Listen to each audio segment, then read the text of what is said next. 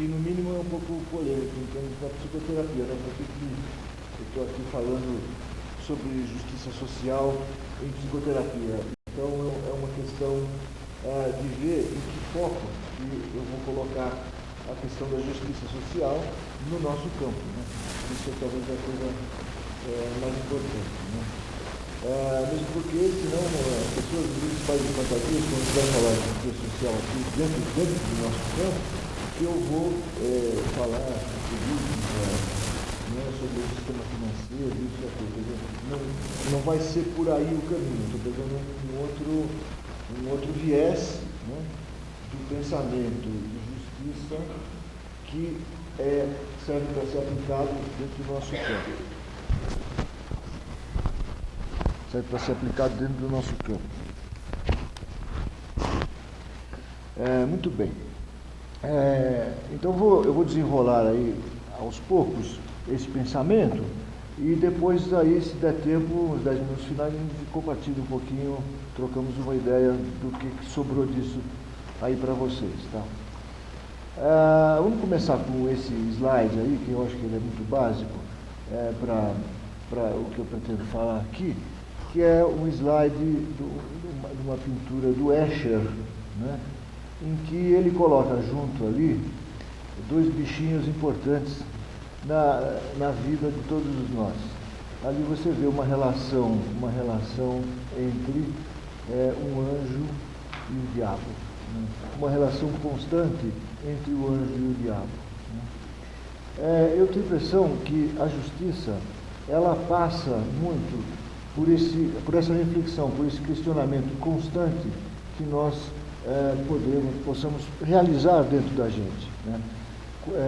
Justamente, primeiro, reconhecer que dentro de todos os nós existe esse núcleo, né? Esse núcleo de anjo e de diabo, do bem do bom e do ruim, do bem e do mal, né? E que a única forma, talvez, da gente desenvolver um campo justo dentro da gente é reconhecer que essas duas entidades estão em constante diálogo dentro da gente. E quanto mais reconhecemos esse diálogo, talvez mais próximos daquilo que é justo a gente vai poder chegar. Então, eu queria começar com isso, para depois entrar num campo que tem nos afetado muito, sempre nos afetou muito na história do mundo, e hoje em dia, vamos falar da nossa realidade hoje, né? Como que ela está se apresentando. Então eu vou pegar já como exemplo, né, a capa de uma revista sensacionalista, mas que eventualmente está mostrando uma coisa muito importante dentro dos acontecimentos atuais no Brasil, especialmente em São Paulo, mas que serve como símbolo do que está acontecendo em vários lugares do mundo, servindo até como base para a transformação dos sistemas sociais. Dito isso, eu também quero colocar que esse é um pensamento também tipicamente reichiano, como a gente vai ver daqui a pouquinho, aqui das articulações políticas de Reich, né? As articulações políticas de Reich eram tanto sociais quanto clínicas. O tempo inteiro a vida dele se resumiu a esse diálogo entre o social e o clínico. E era uma das grandes angústias dele. Então, portanto, esse tema é um tema tipicamente reichiano, colocado de uma forma mais contemporânea, talvez. Então, vamos ver a capa da revista, que saiu há pouco tempo atrás, aqui em São Paulo, né, no Brasil inteiro, mostrando aí a influência de todos esses acontecimentos, como é que isso nos pega, tá? Como é que isso nos pega? Trauma é uma questão da psicoterapia corporal há muitos anos já, né? Mas trauma como esse tipo de trauma que nós estamos vivendo aqui em São Paulo, especialmente, né? Não só em São Paulo, no Brasil todo, falo de São Paulo como um símbolo do Brasil, né? Em que nós somos submetidos diariamente a um tipo de agressão. seja ela de verdade, quer dizer, alguém que pega mesmo agressivamente na rua, faz um assalto, alguma coisa assim, né? Como, por exemplo, uma colega nossa, uma psiquiatra, que estava saindo de casa pelo Morumbi, indo trabalhar, e de repente foi pega ali em frente a Paraisópolis, e uma psiquiatra tem uma clínica enorme chamada Equilíbrio, que ajuda crianças de todos os tipos, abandonadas e tudo. Vem 2 assaltantes, um de cada lado, um dá um tiro na janela dela, né? Por sorte, não sei como não acertou nela o tiro, mas ele conseguiu abrir a porta, roubar a bolsa dela e sair correndo para a favela, né? Essa moça sai do carro, 100 metros distante, tem uma polícia parada ali, vamos pegar os caras, não, ninguém se mexe, não podemos sair daqui e tal, e ela fica com problemas graves ali, sem poder receber nenhum auxílio, né? Quer dizer, é todo um conjunto, né, de coisas. Então, e aí você vê lá, o monstro de Batman, quer dizer, é só para mostrar as coisas que acontecem no mundo inteiro, né? Aí vem essa frase de Reich. Reich disse uma vez: sempre tive um conflito entre o desejo de participar da batalha social e o meu trabalho científico. Na luta social você tem que estar aqui, lá, em todo lugar. No trabalho científico você fica com seus estudos, livros, pacientes e instrumentos. Por que é importante isso? Porque é importante hoje que na nossa clínica que nós estejamos conscientes e trabalhemos com o problema social dentro da clínica, não só tendo um foco no indivíduo, mas vendo que o indivíduo sofre as questões sociais. Então, quando você recebe alguém na sua clínica, você tem que saber que o foco do seu trabalho não é só no indivíduo e nas questões familiares dele, não só na sexualidade dele, mas que existe todo um contexto social que está influenciando essa pessoa naquele momento da vida dele, constantemente. Seja no caminho para o seu consultório, seja voltando, seja indo para o trabalho, seja para onde for, a questão social, ela está sempre presente. Então, gente, para a gente pesquisar se uma sociedade é justa, é um trabalho que abre possibilidades muito diferentes e muito complexas, né? Se uma sociedade é justa, no indivíduo que nos visita, nos grupos que nos visitam, nesse evento que está acontecendo aqui, né? Esse evento que trata de articulações. Articulações não podem deixar de ser se não houver um diálogo entre o social e o indivíduo. Existe um professor de Harvard chamado Michael Sandel, não sei se alguém já ouviu falar aqui, que escreveu um livro super importante que eu recomendo a todos vocês. O livro se chama Justiça, já tem em português, Justiça. Esse livro é um apanhado de várias conferências que ele deu em Harvard, onde ele questiona questões da justiça social, né, através de símbolos de acontecimentos que acontecem no dia a dia das pessoas. Então, ele, numa das partes, ele traz que, por exemplo, existe uma reflexão assim, que uma sociedade justa seria aquela que teria uma boa distribuição de bens, por exemplo, educação e oportunidades, salários e riqueza, direitos, poderes, trabalhos, honras. Cada uma das pessoas deveria ter isso bem distribuído. Muito bem, ele não está afirmando isso, ele está levantando uma reflexão sobre isso. Será que isso tudo, não é o que transforma uma sociedade numa sociedade justa? Tá? Então, existe toda uma reflexão em torno desse tema, né, que nos leva a pensar que efeitos esses bens podem causar sobre a população, e esses efeitos podem ser bons, podem ser razoáveis e podem ser devastadores, porque aquilo que o poder prega que é bom, muitas vezes não é bom. Aquilo que a igreja ou as religiões pregam que é bom, muitas vezes não é bom. Então, dependendo de como os governantes lidam e transferem essas possibilidades ao povo, pode levar o povo ou à doença ou à saúde. Não é? É o que a gente vive aqui. Quer dizer, hoje a gente vive esse paradoxo em que você é obrigado a receber essas mensagens dos nossos governantes que são sempre dúbias, não é? Não ouvi falar, vou ouvir falar, fez e não fez, e os reflexos são claros na gente e nos deixam numa situação, normalmente, de uma certa confusão do que é justo, do que não é justo, onde está o correto, onde não está o correto. Bom, aí, afunilando um pouco mais esse pensamento, eu andei pesquisando, ou pensando junto com outros pensadores, através de livros de colegas e tal, né, que...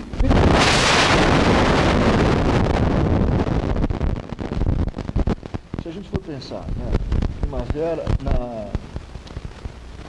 do Praga, nesse países árabes, primavera árabe, olha só, povos que viviam sob um regime ditatorial, né, sob um regime devastadoramente repressivo,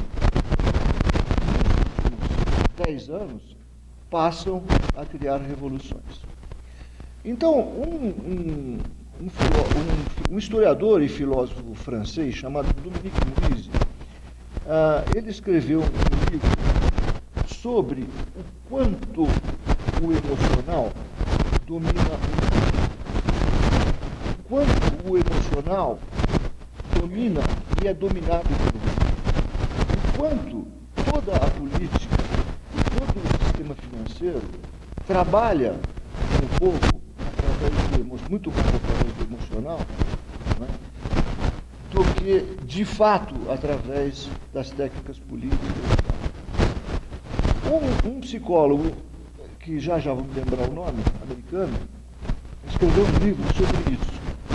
E esse psicólogo ganhou o Prêmio Nobel de Economia, porque ele fez uma análise sobre a reação da população em relação aos movimentos econômicos em diversos países e como isso trabalha sobre o emocional das pessoas,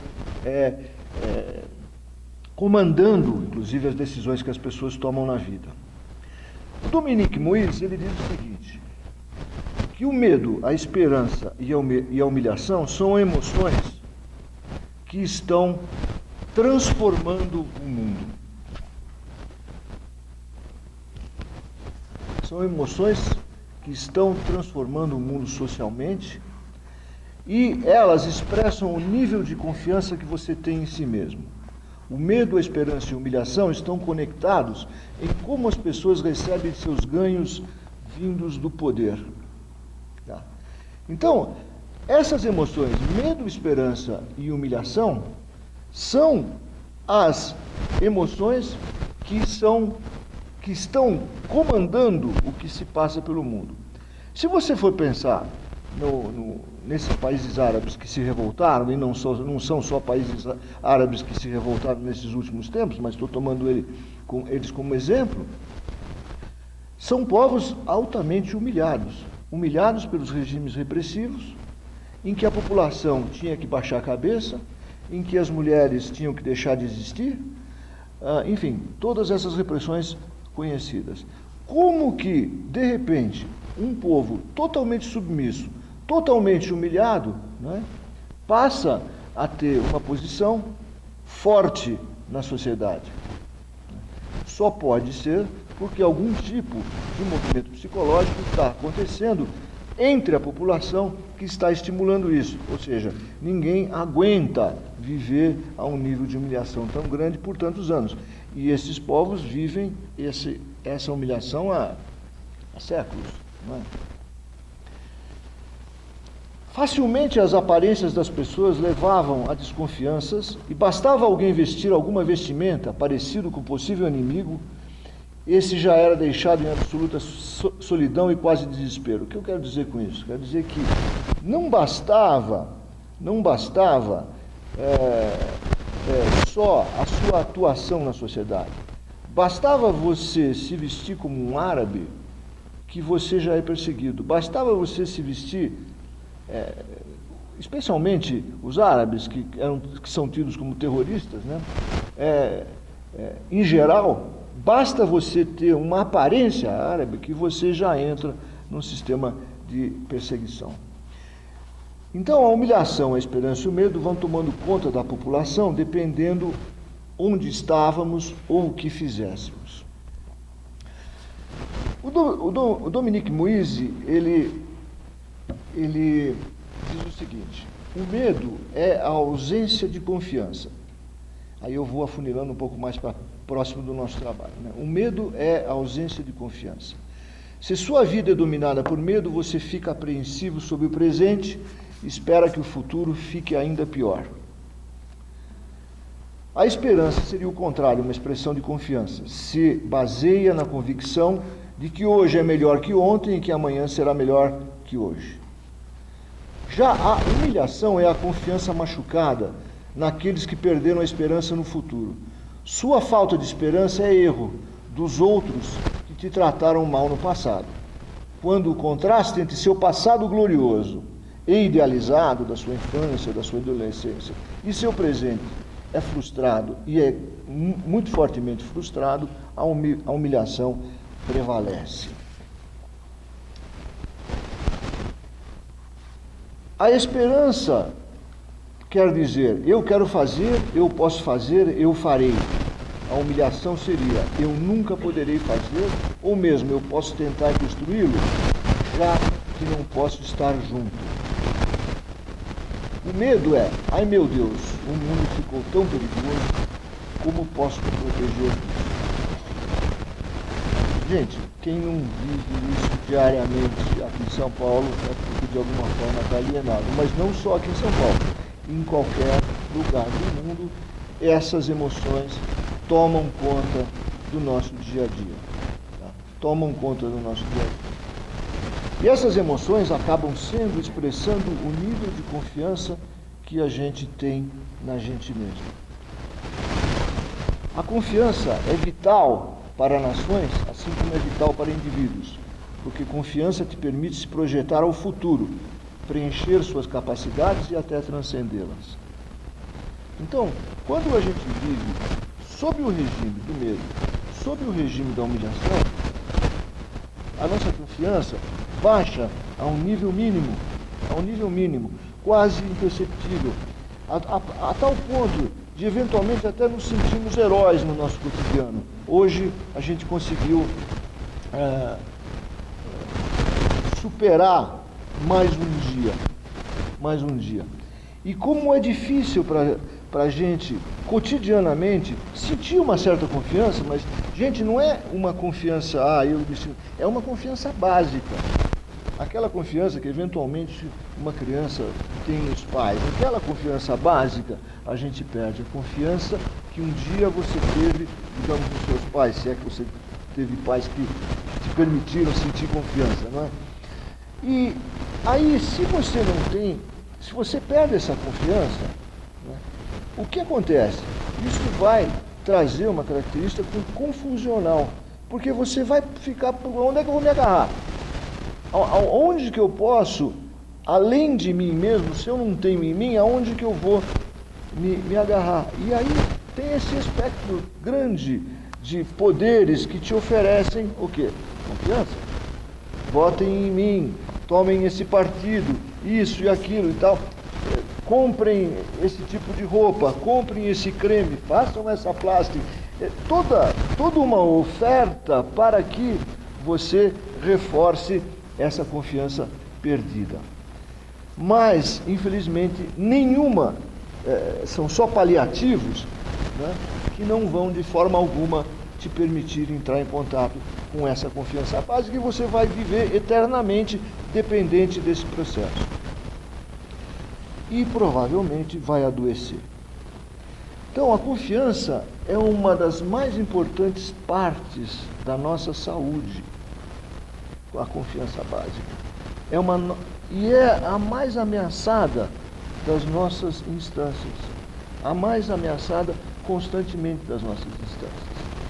Então, para que a gente tem que ter uma consciência disso, para não perder contato com isso que é o mais básico da vida, né? Veja só, confiança vem do latim fides, fé, qualidade suprema do ponto de vista de algumas religiões e de muita gente laica. Isso é muito importante, porque hoje em dia existe já uma reflexão profunda que afasta a questão da fé da religião. Não, você não precisa estar ligado a religião nenhuma para ter fé na vida. A fé, ela é independente de toda e qualquer pregação. É uma coisa inerente ao ser humano, ela faz parte do ser humano. Faz parte do ser humano. Aliás, é por isso que existem as religiões, a partir dessa fé que acaba criando sistemas institucionais, não é? Que dizem a fé só existe dessa forma. Então, hoje em dia, eu acho muito importante, é claro que as religiões trazem muito conhecimento, mas é muito importante hoje nós nos aproximarmos de leituras laicas, leituras que mostram o caminho de sentir confiança em si mesmo, voltar a ter fé na vida, mas de uma maneira que independe daquilo que é pregado, né? Bom, então a confiança está conectada com nossa vulnerabilidade e nosso senso de valor. A humilhação machuca a confiança em si mesmo, desestabiliza a subjetividade, perdemos a dignidade com a qual nascemos, viramos carneirinhos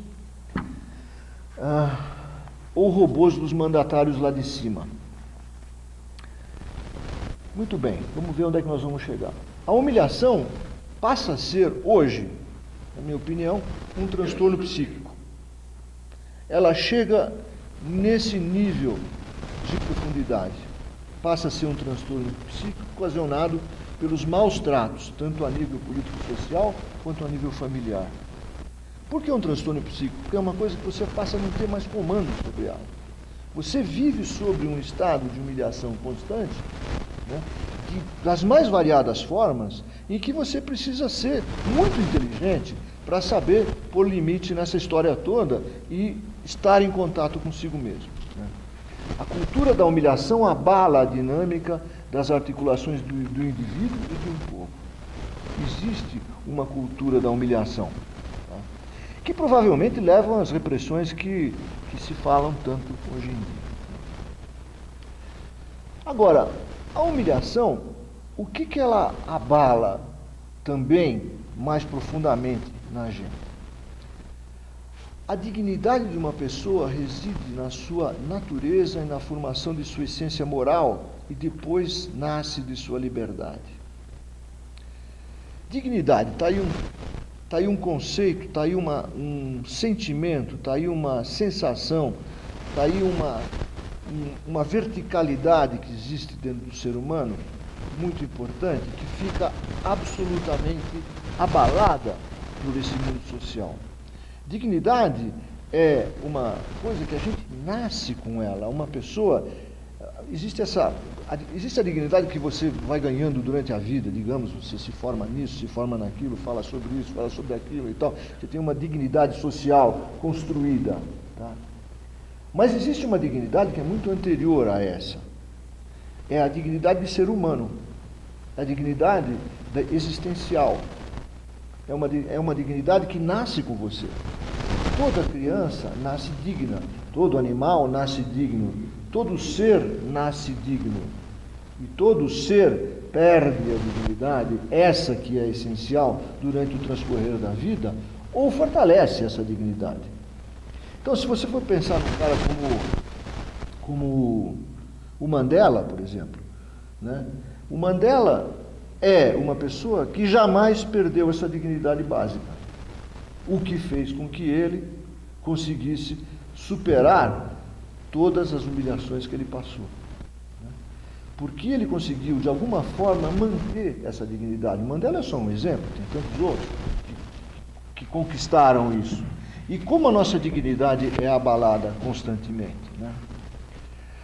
Originalmente, humilhar significa subestimar e controlar, desgraçar e subjugar. Falta de respeito e depreciação de uma pessoa está na sua essência. A humilhação, então, só deprecia e arrasa com a essência que tem de essencial numa pessoa.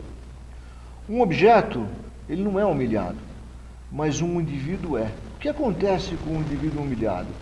Uma pessoa ou um grupo, no ato de humilhação, se torna um não sujeito. Ou, colocando de outra forma, está desnudo de si mesmo, de sua essência, de sua liberdade e de sua identidade. O que acontece na sociedade atual?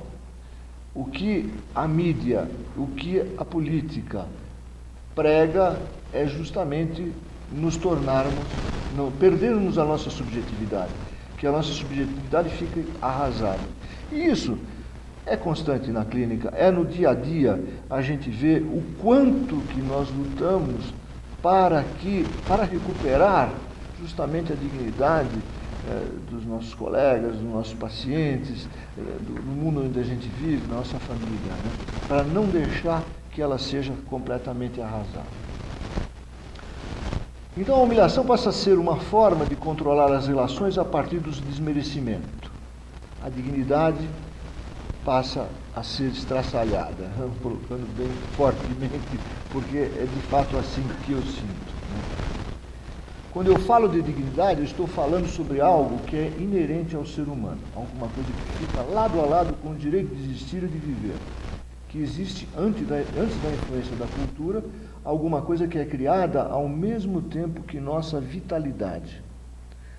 O Daniel Stern, que no último livro dele, não sei se vocês, não sei se já saiu no Brasil, chama Formas Vitais, é capaz que já saiu no Brasil. Aliás, um livro sensacional, esse último texto do Daniel Stern, em que ele, de fato, ele traz essa questão, né, de como a nossa vitalidade é afetada com a perda da dignidade, com a perda da dignidade. Como os nossos gestos são transformados com a perda da nossa dignidade. Como nós precisamos procurar caminhos, sempre os mais difíceis, os mais obscuros, os mais tortuosos, para chegar nos pontos que a gente quer chegar, né? Porque para não viver mais humilhações ainda do que já vivemos nesse cotidiano social e em muitos cotidianos familiares, né? Deixa eu solicitar aqui. Estão me acompanhando? Tudo bem? Muito bem. Aí, olha só, existe uma psicóloga americana chamada Donna Hicks, que ela escreveu um livro que se chama Dignidade, aliás, recomendo, muito bom. Essa Donna Hicks, ela trabalhou com aquele bispo Desmond Tutu em vários países do mundo, com o objetivo de reconciliação entre governantes ou pessoas afetadas por traumas diretos, né? Por exemplo, um policial que feriu uma pessoa num momento político, essa pessoa foi presa, ficou tantos anos na cadeia, ele bota os dois juntos lá para um reencontro de reconciliação. Trabalhou com mulheres palestinas e mulheres israelenses, enfim, trabalhou com várias sociedades no mundo tentando trabalhar com reconciliação. Aliás, um filme que eu achei muito interessante, que não sei se vocês viram, que é o filme sobre o Gonzaga. O filme sobre o Gonzaga, por que é muito interessante, na opinião? Porque justamente o mais importante nesse filme é a reconciliação entre um pai e um filho. E isso no filme é feito de uma forma muito bacana e mostrado de uma forma muito bacana. A reconciliação através da dignidade. Então, toda a dor que eles passaram para chegar nesse ponto de reconciliação. E dignidade tem a ver com reconciliar-se consigo mesmo. Reencontrar-se consigo mesmo. Tá? E a Donna Hicks, nesse livro dela, ela coloca alguns conceitos importantes, né, para que nós estejamos atentos, né, na questão da dignidade, que é o seguinte. Primeiro, Aceitação da identidade. Aproximar-se das pessoas de forma nem inferior, nem superior a você. Não é fácil, mas é isso também. Inclusão. Faça os outros sentirem pertinência em todos os níveis. Segurança. Pessoas precisam se sentir fisicamente seguras e também protegidas de se sentirem humilhadas. Reconhecimento. Atenção aos outros, respondendo às suas ansiedades, emoções e experiências.